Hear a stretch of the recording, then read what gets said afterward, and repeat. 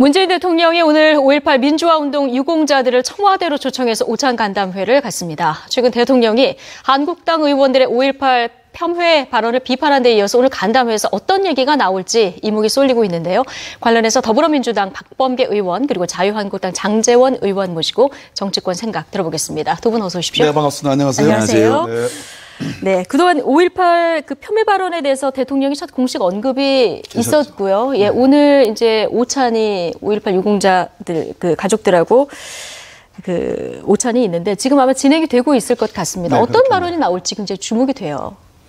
아무래도 오늘은 이제 대통령께서 자유한국당 일부 인사들의 그 폄훼 발언에 대해서 이미 공식적인 말씀을 하셨지 않습니까? 네. 그저께 반헌법적인 것이고 나라의 근간을 무너뜨리는 일이다 이제 이런 말씀을 하셨는데 오늘은 아무래도 그러한 발언으로 인해서 상당히 이제 충격을 받았을 그리고 네. 가슴 아파할 유공자분들을 모셔서 그분들의 말씀들을 주로 경청하는 그런 분위기가 되지 않을까 그렇게 예측하는데 또 뭐 경우에 따라서는 모르겠습니다. 예. 왜 웃으십니까? 네. 5.18 유공자를 대통령이 오찬에 또 초청을 해서 위로를 하는 건 항상 해야죠. 네. 항상 해야 되는 것이고 5.18 유공자는 또 우리가 계속 위로를 해드려야 되는 것이지만 5월 달에 했으면 얼마나 좋았을까. 시기가 문제다. 예, 그러니까 네. 이게 대통령의 이제 스케줄이 좀 정치적이지 않나 이런 생각을 좀 해요. 대통령께서 우리 자유한국당이 지금 언론 비판이라든지 민주당 비판 받기에도 지금 힘들어 죽겠는데 완전히 이제 밖으로 밀어내질라 그러는 건지 5.18 조사위원들 부적격 사실상의 거부권 행사했죠. 그다음에 또 수석비서관에 의해서 또 강하게 비판하셨죠. 오늘 또 5.18 유공자 분들 초청해가지고 제가 이걸 폄하할 생각은 없습니다. 네. 다만 좀 이 정치적인 행보를 누구나 봐도 이 시점은 정치적 행보로 보일 거거든요. 그래서 이런 것들보다는 대통령께서는 좀 통합적인 행보를 했으면 네. 좋겠다라는 생각을 해봅니다. 근데 한국당에서는 이미 뭐 참 나쁜 대통령이다. 불난집에 기름 붓는다. 제가 거기까지 제가 얘기하고 나온 싶은 건 없고요. 상황이라서. 그러니까 예. 5.18 유공자는 늘 저희들이 또 위로해드리고 또 우리 사회에서 감싸고 또 이렇게 보호해드려야 되는 분들이죠. 예. 그런데 이런 논란 속에서 또 자유한국당 의원들의 아주 극소수 아주 분들이 극소수. 예. 했던 망언에 대해서 국민들이 분노하고 있는 시점에서 물론 대통령께서 위로하고 예. 싶었겠죠. 다만 야당을 좀 배려하는 행보를 해주면 어떻겠느냐. 저희들 지금 뭐 언론에서 하루 종일 비판받죠. 민주당 하루 종일 비판했고 거의 지금 쓰러질 입장인데 대통령까지 여기에 참전을 하시니까 네. 좀 섭섭한 마음이 있는 거죠. 예, 저희들은. 박범계 예. 의원님 메시지 대통령의 취지는 공감하는데 좀 시기가 문제다 이런 얘기를 해주셨습니다. 공감한다는 억양과 톤이 아니고요. 우리 장제원 의원님은 대통령께서 부산 방문해가지고 그렇게 참 축혀 세워주셨는데 그런 평가를 내리시니까 좀 서운한 면도 없지 않아 있습니다. 대통령의 지위가 정치인이라고 단정하는 것은 좀 곤란하고요. 대통령의 행위 하나하나는 나라의 국정과 관련된 것이고 국가 원수로서의 지위 또 행정부 수반으로서의 지위로서 있는 겁니다. 망언 3인방의 발언에 대해서는 장제원 의원님은 아마 동의하지는 않을 겁니다. 자유한국당이 동의하느냐 저는 약간 이번에 이따 뭐 얘기가 나오겠지만 네. 형평을 잃은 어떤 징계를 보면서 자유한국당 전당대회가 거꾸로 가고 있는 것이다라는 그런 판단은 아니할 수 없고 예. 국민의 60%가 훨씬 넘는 분들이 이 망언은 잘못됐다라는 판단을 내리고 있기 때문에 나라의 가장 큰 어른으로서 대통령이 피해자분들을 위로하는 그리고 헌법 정신을 되새기는 것은 국가 지도자라서 당연한 일이다. 더군다나 이번 오찬 행사는 뭐 이것 때문에 지금 뭐 마치 자유한국당을 정쟁적으로 뭐 이렇게 뭐 공세를 취하기 위해서 만들어진 행사가 아니고 2019년도에 들어와서 대통령이 각계각층의 인사들을 초청해가지고 쭉 1년에 그 오찬 혹은 간담회를 하고 있는 거예요. 네. 그래서 그 일환으로 이해를 해주시는 게 좋겠습니다. 아니 제가 좀 한 말씀만 좀 드릴게요. 제가 아까 우리 부산에서 오셔가지고 저를 대통령께서 칭찬해 주시고 또 박수까지 치자 해서 제가 박수를 받고 너무 감사하고 사실 그게 이제 우리 이 사상 구민들 그동안 우리 부산을 발전을 위해서 노력했던 구민들에 대한 박수였다고 네. 봅니다. 그런 말씀 하시고 난 다음에 대통령의 포용력에 대해서 우리 시민들이 굉장히 박수를 쳤거든요. 저에 대한 박수가 중요한 게 아니고 문재인 대통령에 대한 박수도 많이 받았거든요. 이번에 이럴 때 5.18 망언으로 이 세 분의 망언으로 국민이 들끓을 때 우리 야당이 한번 손을 내밀을 수는 없었을까. 자유한국당의 극소수의 의원들의 얘기일 것이다.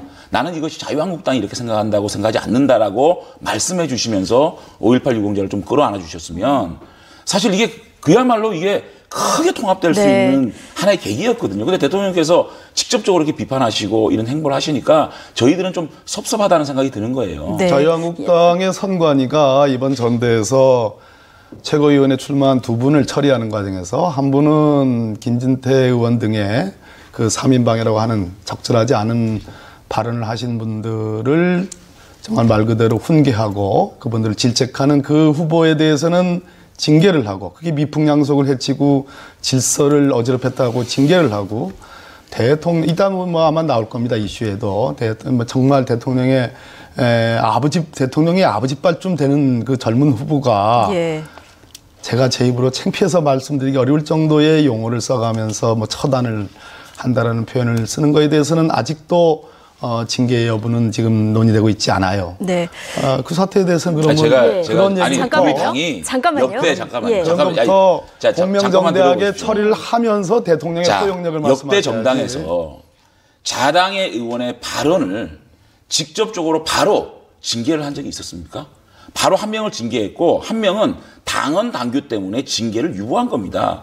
이렇게 강력한 처방을 장 디조부 또 많은 의원들이 5.18 이 망언에 대해서 비판하고 당내 비판이 있는 겁니다.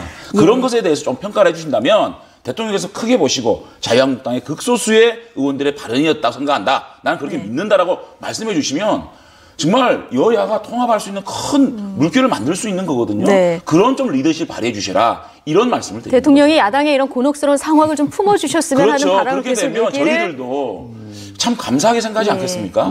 그런 좀 큰 정치를 좀 해주시면 좋겠다. 알겠습니다. 제 마음입니다. 조금 전에 이제 박범계 의원님이 말씀하신 내용은 김준교 청년 최고위원의 발언 말씀을 하신 것 같은데요. 이름을 검열하고 싶지 않아가지고 제가 알고 있지만. 그런데 지금 후폭풍이 거세기 때문에 저희가 영상으로 준비를 했습니다. 이 얘기를 좀 보고 오겠습니다. 문재인을 탄핵시키기 위해 문재인은 지금 나라를 팔아먹고 있습니다. 무슨 대통령입니까? 저는 절대로 저자를 우리 지도자로 인정할 수 없습니다.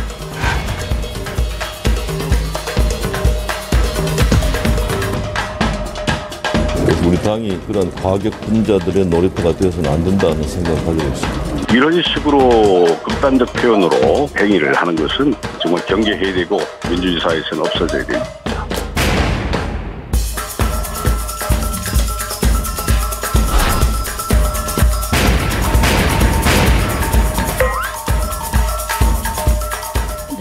장제훈 의원님, 의료운 젊은이 스스로 이렇게 칭했는데 맞습니까? 제가 2주 전에 여기 나왔을 때는 공세 포인트가 많았는데 오늘은 계속 제가 수세에 몰리는 것 같은데 아니 김준교 씨 같은 경우에 사실은 앞으로 보십시오. 0.1%도 득표하지 못할 후보입니다. 이 후보의 참 정치를 시작도 하지 않은 이런 사람의 발언이 너무 과대 보도되고 있지 않는가라는 생각이 들고요. 다행인 것은 우리 당에 김무성 전 대표님이나 이완구 전 대표님 같은 어른이 계신 게 참 다행이라고 생각되고요. 정말 잘못된 발언이고 망언이라고 생각합니다. 그렇지만 아마 이런 것들은 뭐 대통령 선거 때 늘 출마하면서 기이한 행동을 하는 사람 있지 않습니까? 그 정도로 좀 봐주시면 좋겠고 이번 기회에 청년 최고위원들은 좀 따로 투표를 하게 특혜를 주거든요. 저희 청년들의 목소리를 담아야 된다. 근데 이런 청년들의 목소리를 담고자 해서 청년 최고위원 제도를 둔 건 아니거든요. 그래서 청년 최고위원 후보를 등록할 때 좀 자격 요건을 강화할 필요가 있지 않느냐. 뭐 당에 공헌을 했다든가 당의 역할을 좀 많이 했던 사람에 대한 어떤 좀 이렇게 기준을 줘서 제도적으로 좀 보완을 할 필요도 있지 않느냐라는 생각이 듭니다. 극소수의 지지를 받는 후보들의 발언까지 너무 확대하지 말아달라 이런 당부를 좀 해주셨는데. 출마하는 사람은 어떻게 하겠습니까? 근데 이게 5.18 망언하고 막 섞이다 보니까 이 분의 발언이 뭐 당에서 이렇게 뭐 대세를 득할 뭐 이런 분으로 좀 표현될 수 있는데 제가 생각할 때는 아마 0.1% 득표 못할 겁니다. 그렇지 않을 거예요. 0.1% 이상 득표합니다. 왜냐하면 제가 우려하는 것은 바로 당에서 한 발언에 대해서 징계하는 사례가 있었습니까? 이렇게 질문하시는데 그것은 스스로 아마 그 가슴에 손을 얹고 돌이켜보면 아실 문제고, 문제는 뭐 대체로 이제 저런 분들이 출마하지 못하도록 자격을 요건을 강화하자. 그 말씀 참 좋은 말씀이에요. 그런데 왜 김진태 의원이나 김모 왜 방송에서는 XX로 표현합니까? 신문에서는 다 저 표현이 그대로 나옵니다. 저 단계라고 했습니다. 네. 예, 방송에서는 차마 정말로 표현하기 어려운 정말 악랄한 그런 표현이기 때문에 시청자들에게 못 보여드리는 거 아니겠습니까? 그런데 문제는 태극기 부대가 있다는 겁니다. 태극기 부대가 8,000명, 10,000명 이런 얘기가 있는데요. 네. 저는 상당 부분 득표할 가능성이 있다고 봅니다. 저런 토양이 자유한국당 전당대회를 휩쓸고 있고, 그것이 하나의 어떤 큰 바람몰이처럼 지금 되어가는 상황에서 저 친구가 저런 나쁜 발언을 했기 때문에 저는 0.1% 거기에 대해서 동의하지 않아요. 지금 그러니까 이 한국당 내 태극기 세력, 이른바 이 태극기 세력이 얼마나 되느냐. 이게 극소수냐 아니면 이거보다 조금 더 생각보다 많으냐, 이 부분이 좀 논란의 쟁점이 될 수 있을 것 같은데. 최근에 지역구에 좀 계속 있었습니다. 그랬는데 그래서 객관적으로 우리 전당대회를 좀 바라볼 수 있었습니다. 그리고 많은 당원들을 만났고 지역구민을 만났고 우리 당의 잘못된 점 비판도 많이 받았고요. 그런데 제가 3번의 글을 올렸습니다. 네. 우리 당의 전당대회를 보고 너무 우울했어요. 유영하 변호사의 박심 논란으로 시작돼가지고 5.18 망언에서 또 전당대회에 당 비대위원장에게 야유를 보내고 욕설을 보내고 소란을 피우고 네. 이런 모습을 보고 참담하기 그지없어가지고 3번의 이제 그 글을 올렸거든요. 그리고 많은 우리 당원들과 의논도 해보고 참 고민도 같이 해봤는데 대부분의 우리 당원들께서는 정말 화난다. 그래서 제가 이런 말까지 했어요. 현장에서 우리 전당대회 나가지 말고 전설회장 나가지 말고 TV 토론회나 인터넷을 보고 결정하자라는 말씀까지 제가 드리니까 그거를 다 공감을 하시고 전당대회 연설회장의 일부 사람들의 과격한 사람들이 이 분위기를 망치는 데 대해서 굉장히 비판적이거든요. 그래서 저는 우리 당원들이 아마 이 건강한 우리 보수 당원들이 결단을 하실 거다. 그래서 정말 건강한 보수 세력에게 표를 몰아줘서 이 문제에 대해서 우리 당이 급진 우경 정당이 아니라는 것을 저는 결과로 보여줄 거다. 저는 확실합니다. 근데 이 전당대회나 합동연설회장에서 이 화면으로 보는 저런 느낌은 지금 장제훈 의원님 말씀하신 거하고 좀 온도차가 있어 보여가지고 드리는 말씀인데, 장제훈 의원님이 판단하시기에는 굉장히 이런 목소리들이 극소수다. 현장의 목소리를 들어보면 이렇다는 말씀이신 거죠? 아니, 제가 현장에는 안 가봤습니다. 안 가봤지만 이제 곧 이제 부산에서 또 열리겠지만 이 앞에 공간을 아침부터 와서 장악을 해버린다고 합니다. 그래서 다른 후보자를 지지하는 사람들이 가서 앉을 데도 없을 정도로 확보를 해버리니까 또 이분들이 다 대전이다, 대구다, 부산이다 그 지역의 분들이 아니고 같이 몰려다니면서 그분들이라는 겁니다. 대전에서 할 때도 대전분들만 계신 게 아니고 전국에서 그 소수분들이 모여가지고 이 연설회장을 좀 이렇게 소란을 이제 보이는 건데 마치 이것이 우리 당 전체가 이렇게 과격분자들의 모습인 양 비춰지는 전당대회가 정말 축제회장이 되고 저희들의 컨벤션 효과가 나야 되는데 이런 분들 때문에 이렇게 비판받고 있는 이 미디어의 모습을 보고 정말 안타깝고요. 저는 결과로 우리 건강한 이 보수 당원들이 투표로 보여줄 것이다. 그렇습니다. 자, 그런데 지금 한국당 전당대회라 자꾸 질문이 조금 집중되는 부분이 있는데 조금 양해를 해주시기 바랍니다. 충분히 하세요. 그런데 이제 김진태 후보를 데리고 당을 나가달라 이렇게 얘기한 조대원 후보 있지 않습니까? 여기에선 선관위가 경고장을 날렸습니다. 그런데 조금 전에 우리가 들어봤던 논란의 김준규 청년 최고위원 후보죠. 여기에 대해서는 지금 아무 언급이 없거든요. 이런 부분이 지금 어떻게 보면 극우 세력을 좀 키우고 있는 거 아니냐, 이런 비판도 일각에서 나오는데 이 부분은 어떻게 보십니까? 경고해야죠. 경고해야 된다고 경고해야 본다. 되고 아마 박관용 선관위원장께서 그 부분에 대한 언급이 있었던 걸로 알고 있습니다. 제가 그 후보 이름도 제가 지금 거명하기 별로 싫은데 그분에 대한 발언에 대해서는 엄중 경고도 해야 되고 또 당에서 좀 적절한 대처를 해야 된다고 생각합니다. 당에서 적절한 대응이 앞으로 필요하다, 이런 얘기까지 해주셨습니다. 자, 뭐 전대를 장악한 태극기 부대 때문에 장제원 의원님을 비롯한 많은 지금 한국당 내 의원들도 고민이 깊다 이런 얘기를 좀 들려주셨는데 나경원 원내대표는 그 민주당 전당대회를 해도 비슷한 현상이 있을 것이다 이런 얘기를 했거든요. 뭐 장외 민주당도 마찬가지 현상이 있을 것이다 이런 얘기를 했는데 이 발언은 어떻게 보십니까? 제가 19대, 20대 국회의원을 지금 하고 있지만 지난 정부의 대통령은 박근혜 대통령이었습니다. 2016년 소위 태블릿 PC가 터지기 전까지 그날 10월 24일입니다. 태블릿 PC는 저녁 8시에 터졌고요. 네. 그날 10시에 박근혜 대통령께서 국회에 연설을 하러 왔어요. 그래서 개헌을 얘기했죠. 그때까지만 해도 민주당의 의원들이 이런저런 의혹의 눈초리로 주시를 하고 아주 정말 살금살금 정말 국정이 잘못 돌아가는 거 아니냐. 그리고 대통령이 소통이 너무 없는 거 아니냐. 뭔가 대통령 뒤에 누군가 정확하지는 않지만 뭐 최순실이가 뭐 어떻다더라는 정도의 두런두런한 얘기는 했지만 박근혜 대통령을 향해서 바로 직설적으로 감히 못했습니다. 네. 예, 그것은 민주당이 용기가 없어서 그런 것이 아니라 네. 적어도 명확한 팩트와 어떤 명확한 근거를 가지고 비판을 해야 된다라는 그러한 공감대가 있었던 겁니다. 아마 뭐 자료 화면을 찾아보시면 그 부분은 자신 있게 얘기할 수 있습니다. 적어도 국정농단이 터지고 나서 우리가 뭐 국정농단 함께 우리 했던 뭐 장 의원님이신데 그 뒤에 강한 비판을 했지 그 전에는 대통령을 그렇게 정말 그 수모스러운 그러한 경멸적인 용어를 사용하면서까지 하지 않았습니다. 민주당 예. 안에서. 그런데 아시다시피 이 5.18과 관련된 것은 이미 대통령께서 우리 문재인 대통령께서 그렇게 표현했습니다. 자기 부정이라고. 왜 그랬냐면은 국회에서 여야가 합의해가지고 5.18을 민주화 운동으로 규정하는 특별법을 통과시켰고 그리고 공소시효를 정지시키는 그러한 특별법을 만들었고 그렇지 않습니다. 그리고 그럼에도 불구하고 진상규명이 부족하다고 하니까 지금 진상규명을 위한 특별조사법까지 지금 만드는 거예요. 네. 그렇지 않습니까? 그것이 다 국회가 한 일이지 대통령이 한 일이 아닙니다. 그럼에도 불구하고 일부 국회의원이긴 하지만 국회의 예산을 써가면서 저런 뭐 지만원 씨 같은 정말로 오랜 동안 말도 안 되는 팩트가 틀린 얘기들을 네. 해온 분을 초청해가지고 저에게 했습니다. 나경원 원내대표 저하고 같은 판사 출신이고 제가 인정할 건 인정합니다. 그러나 틀린 사실관계에 기초해서 다양한 역사 해석이라고 한 것은 저는 유감입니다. 그러니까 사실이 틀린데 어떻게 다양한 역사 해석이 나옵니까?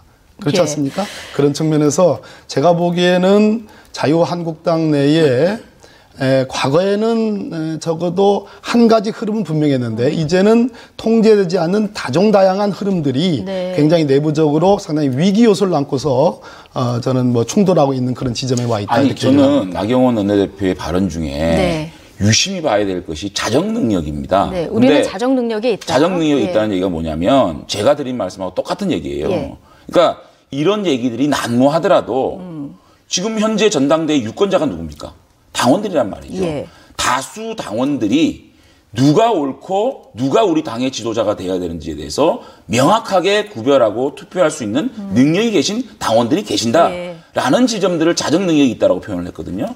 그런데 이 얘기를 가지고 그 자정 능력이 없다라고 얘기하는 거는 자유한국당 우리 진성당원 34만 전체를 폄하하는 얘기이기 때문에 네. 저는 그거는 옳지 않다고 생각이 들고요.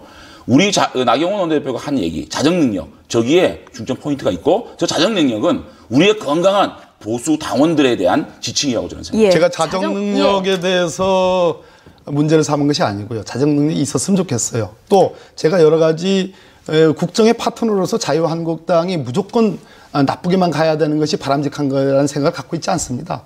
건전한 제1야당이 필요합니다. 그런 측면에서 자유한국당이 역사적으로 검증된 보편적인 사실에 대해서는 인정할 거 인정하는 분위기가 저는 대세고 주류적 분위기가 됐으면 좋겠다는 좀만 들어보세요. 그랬으면 좋겠다는 얘기고 나경원 원내대표가 했던 그 자정 능력은 저는 인정을 할 생각이 있습니다. 그러나 그 전에 했던 말씀 역사적 사실에 대해서는 다양한 해석이 가능하다라고 지금 그 표현은 제가 그건 유감이라는 얘기를 드리고요. 그 표현은 지금 전 문제가 없었기 때문에 예, 그다음에 자정 그 문제를 능력의 끌어들인 것 같아요. 제가 말씀을 드리고요. 자정 능력의 부분은 한번 지켜보려고 합니다. 예. 김 후보를 어떻게 처리하는지 우리 장 의원님은 좋은 말씀하셨으니까 거기에 대한 시비는 없어요. 아니 제가 한 말씀만 더 드릴게요.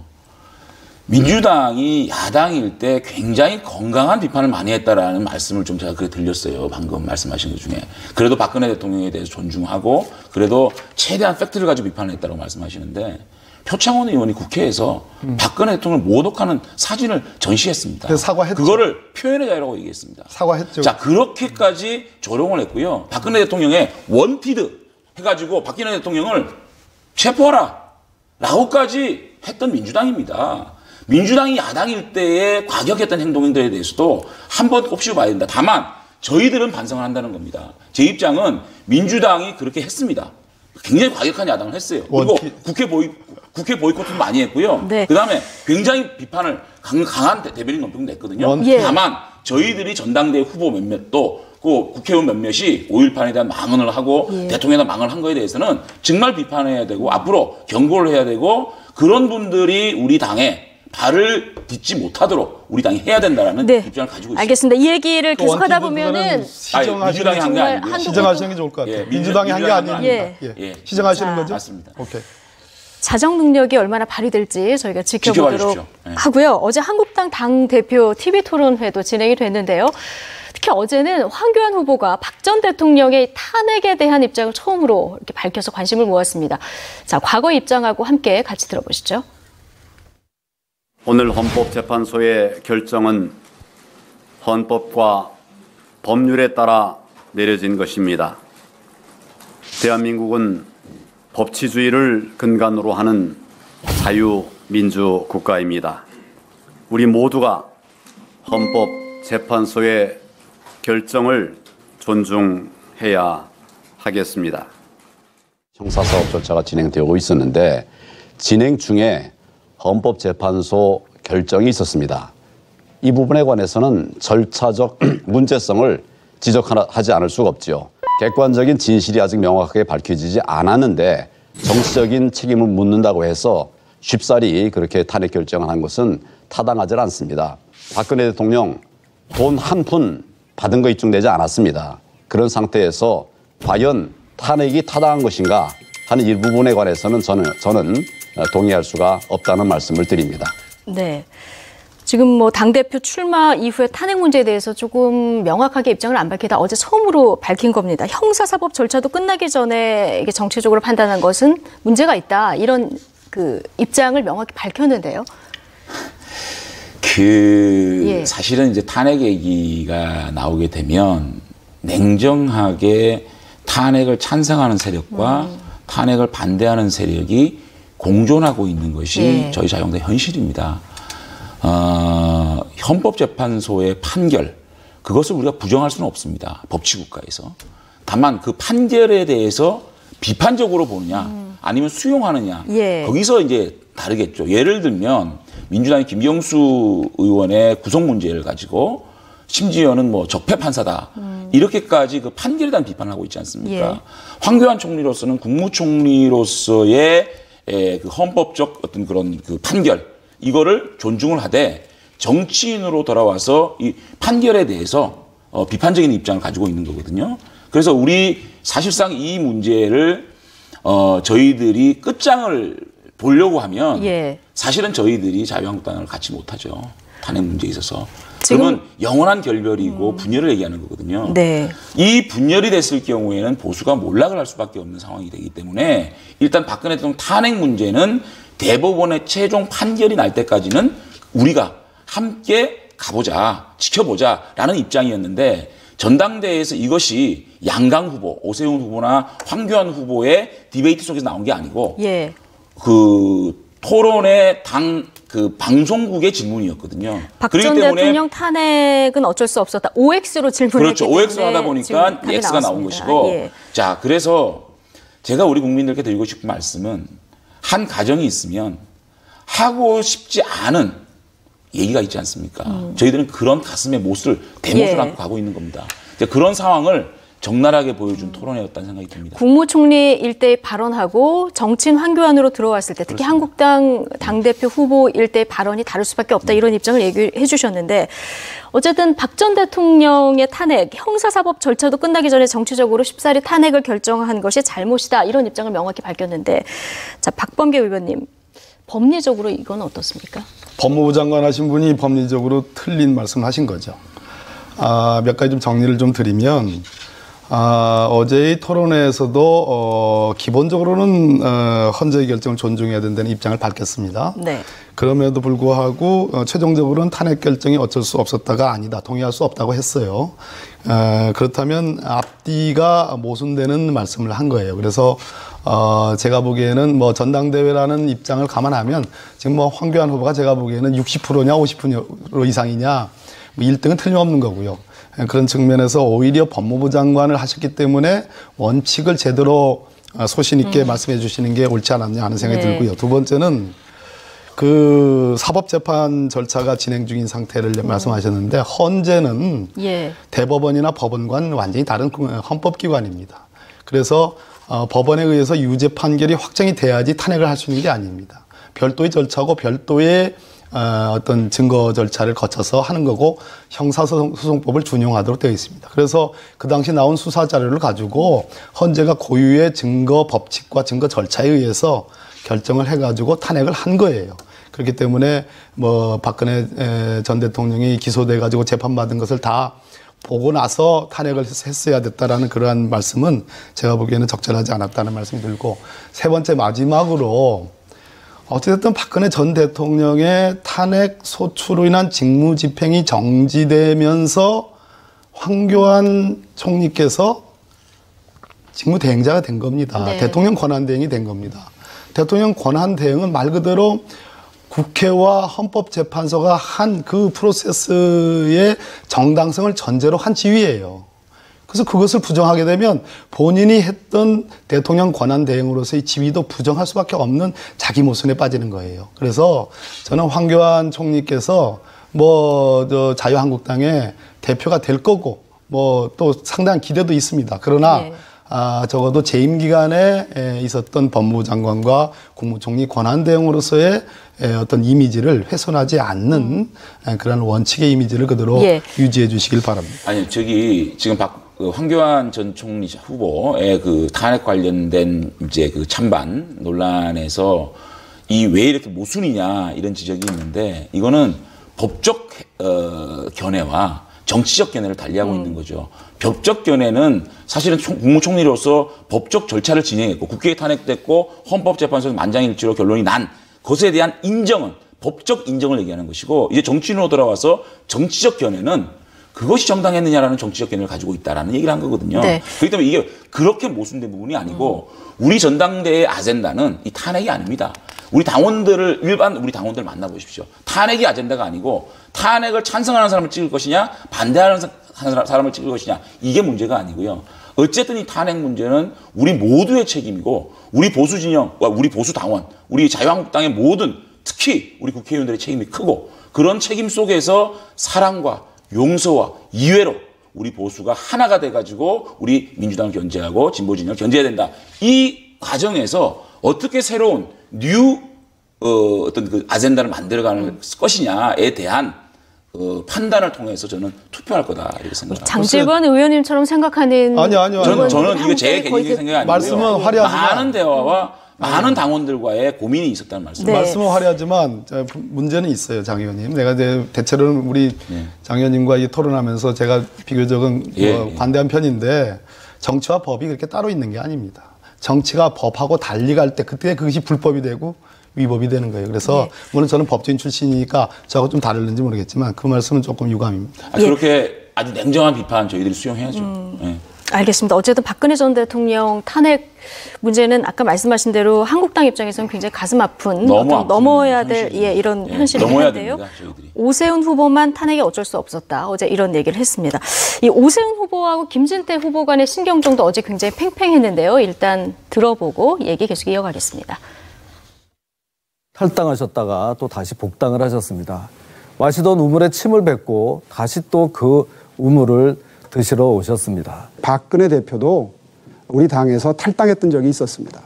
탈당이 중요한 게 아니라 보수의 가치를 지키느냐가 중요하다, 저는 그렇게 생각을 하고요.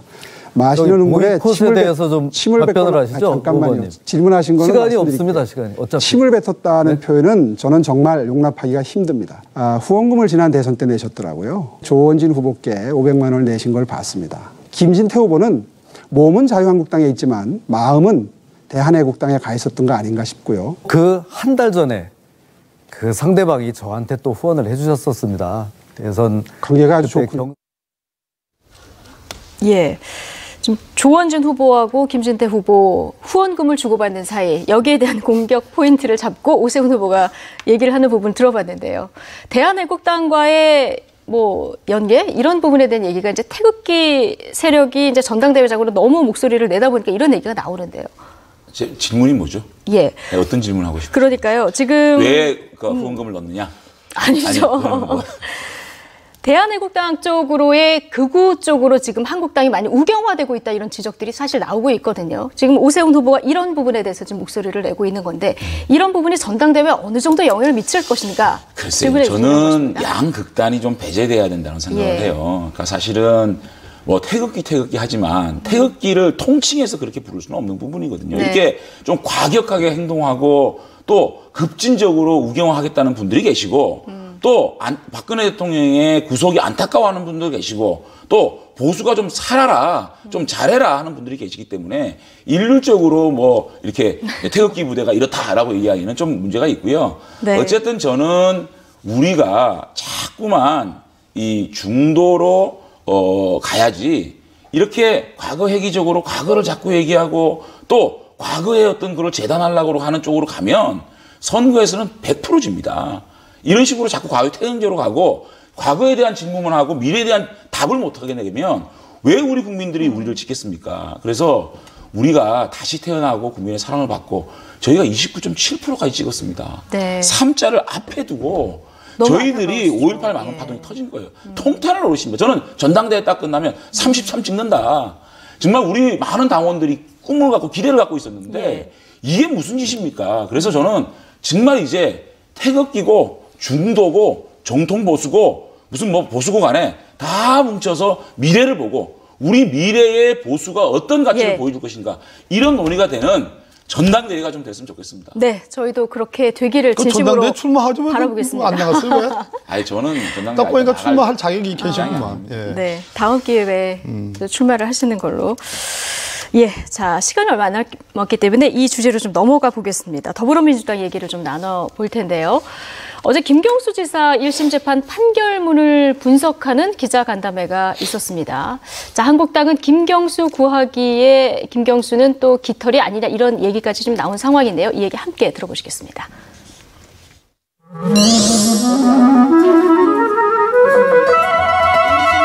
킹크랩 시현 상황 등에 관한 증인들의 진술이 결코 백치로 일관되지 않습니다. 컴퓨터 접속 기록을 분석해서 그것이 시연 행위인지 테스트인지를 판단한다고 하더라도 그것으로 피고인의 지시 성인 허락은 입증하지 못합니다. 김경수 구하기의 김경수는 깃털이 아닌가 하는 합리적 의심을 가능케 하는 부분이라고 생각합니다. 김경수 드루킹 사건의 최대 수혜자인 몸통을 보호하기 위해서 소위 난리법석, 야단법석이 아닌가 이런 생각이 듭니다. 다시 한번 특검을 추진할 수밖에 없다라는 말씀을 드립니다. 내용이 없어. 네, 지금 나경원 원내대표 얘기를 들어보셨는데 김경수 구하기에 김경수는 깃털이 아닌가 이런 생각이 든다. 특검을 추진할 수밖에 없다 이런 입장을 얘기를 했습니다. 자, 민주당 입장 어떻습니까? 저 말씀에 대해서요? 예, 저 이야기에 대해서. 특검 추진하고 뭐는 그 자유한국당의 하기 나름인 거고요. 그런다고 해서 특검이 됩니까? 특검을 이미 했잖아요. 예. 그리고 지난번 드루킹 특검의 그 특검법의 수사 범위도 그 수사 중에 그 연관된 혐의점에 대해서는 다 수사를 할 수 있도록 열어놨습니다. 모든 특검법이 다 그랬어요. 그래서 지금 말씀하신 것처럼 저 몸통이라고 지금 나경원 원내대표께서 지적하시는 분이 세상 사람들 다 아는 거 아니겠어요? 뭐 존함을 말씀 안 드렸다고 그래서 저게 명예훼손이 되냐 안 되냐 뭐 이렇게 얘기할 사안은 아니에요. 저건 다 누구를 지칭하는지 다 압니다. 그런데 그 혐의점이 있었으면 허익범 특검이 지금 제가 보기에는 특검 기간 동안 하나도 안 봐주고 정말 수사 엄청나게 한 거 아니겠습니까? 예. 있었으면 뭐가 나왔겠죠. 예. 예, 그런 측면에서 저것은 자유한국당의 저는 일방적인 정치 공세라고 보여집니다. 박범계 의원님, 그런데 지금 법원에 판결이 내려졌잖아요. 네. 근데 이 법원 판결문 뜯어보기를 민주당 내에서 한 것이 맞느냐 이런 지적이 사실 많이 나옵니다. 저는 김경수 지사의 재판에 지금 다 끝난 게 아니잖아요. 예, 말 그대로 1심이 끝났을 뿐이고 2심, 3심이 있는데 그 재판에 크게 도움되는 일은 아니라고 생각합니다. 도움되는 일은 아니다. 제가 법원에 뭐 판사로 재직을 했기 때문에 제가 법원을 뭐 팔을 안으로 굽는다 식으로 또 그래서 그런 게 아니고요. 사법농단 수사는 이제 얼추 끝났습니다. 그리고 사법개혁의 과제 같은 경우야 당연히 국회 입법과제이기 때문에 집권당인 민주당이 정말로 제대로 사법개혁을 할 수 있도록 노력을 해야 되고 그러한 주장도 공세도 많이 펴야 됩니다. 그러나 이미 1심 판결은 끝났습니다. 그리고 2심 판결은 아직 뭐 개시조차도 되지 않아요. 그래서 뭐 비분관계하는 의원님들의 생각은 뭐 충분히 이해되지만 그 판결 비평이라는 게 판결이라는 것이 절대 불가침의 성역은 아닙니다. 비평을 할 수 있습니다. 그러나 그 형식과 톤과 어조 이런 것은 매우 고도로 세밀하게 고려해서 해야 되는 게 좋겠다. 그래서 저는 신중론에 더 가깝습니다. 개인적으로 신중론에 가깝고. 아니, 저는 그 박범계 의원님 정도의 스탠스가 민주당에서 나왔다면 이렇게 한국당에서 공세를 취하고 공격을 할 이유가 없어요. 지금 김경수 지사 구속되고 난 다음에 니정 내정 그래요. 네가 구속되면 정의롭고 내가 구속되면 정치냐. 그런 말이 또 있습니다. 니정 내정 그래요. 인터넷 한번 보십시오. 처음 들었습니다. 그렇게 김경수 그 도지사에 대해서 알레르기 반응을 보이고 적폐 판사 리스트 만들겠다 그러고 사법농단이라 그러고 어떻게 그렇게 집권 여당의 막강한 권력을 가지고 사법을 이렇게 몰아갑니까? 이해찬 대표가 어저께 뭐 적폐 그 사법농단 적폐 리스트 5, 6명 정도 발표할 것이다 이렇게 얘기하면서 보석해내라 그럽니다. 이건 공개 재판 거래입니까? 당대표까지 이렇게 나서는 것은 그럼요. 대변인 논평 한번 보십시오. 보석해내라고는 안 했죠. 보석하는 게 마땅하다 이렇게 얘기한 거 아닙니까? 오늘 좀, 어차피 이게요. 오늘 좀 사법부를 겁박하는 거면 협박 아니면요. 보석을 거래입니다. 언제쯤 청구할 것이다라고 했다가 잠깐만요. 그건 틀린 말씀이기 때문에 제가 지적을 하는 거예요. 제가 말씀드리고 보십시오. 보석을 해내라 이런 표현은 안 썼습니다. 그렇기 때문에 제가 말씀드린 거예요. 제가 말씀 끝내고요. 보석을 신청할 예정이다. 그랬고 그것도 했고요. 사실은 그것도 일정이 정확하지 않은 말씀이기 때문에 바로 수정을 했습니다. 그런데 그래서 그렇게 말씀하시면 안 되는 거예요. 1년에 한 번씩을 보십시오. 김경수 의자 구속되자마자 대변인에 나서서 뭐라 그랬습니까? 적폐라 그랬어요. 적폐 판사라 그랬어요. 뭐 또 청사위원회 만들어가지고 리스트 만들겠다 그랬어요. 연장성산으로 이해찬 대표의 발언이 나온 겁니다. 국민들은 이 집권 여당의 막강한 힘으로 사법부를 몰아붙인다. 라고밖에 볼 수 없는 거 아니겠습니까? 이렇게 집권 여당이 사법부를 보호해야 되고 지금 사법부가 얼마나 어렵습니까?